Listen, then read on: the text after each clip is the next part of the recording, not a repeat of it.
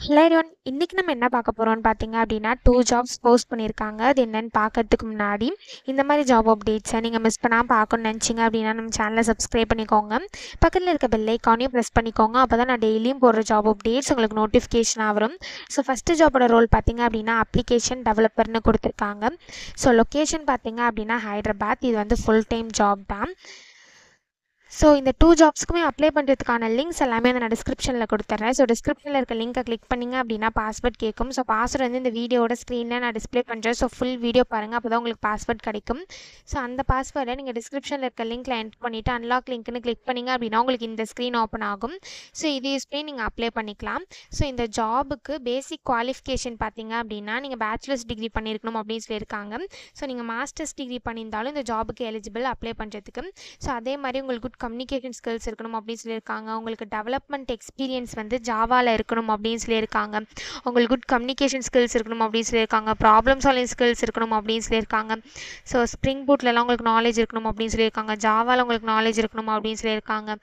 So so இந்த work mode பார்த்தீங்க அப்படின்னா இந்த ஜாபுக்கு உங்களுக்கு ஹைப்ரிட் மோட் அப்படின்னு சொல்லியிருக்காங்க. ஸோ உங்களுக்கு ஒர்க் ஃப்ரம் ஆஃபீஸும் இருக்கும், ஒர்க் ஃப்ரம் ஹோமும் இருக்கும்.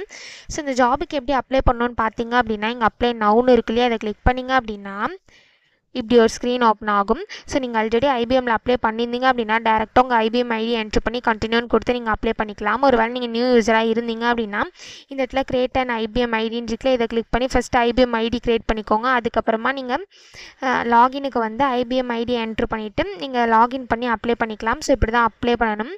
ஸோ நெக்ஸ்ட் ஜாப் பார்த்தீங்க அப்படின்னா ஹசிஎல் டெக்லேருந்து ஜாப் போஸ்ட் பண்ணியிருக்காங்க. ஸோ கிராஜுவேட் ட்ரெயினி ரோலுக்காக ஜாப் போஸ்ட் பண்ணியிருக்காங்க.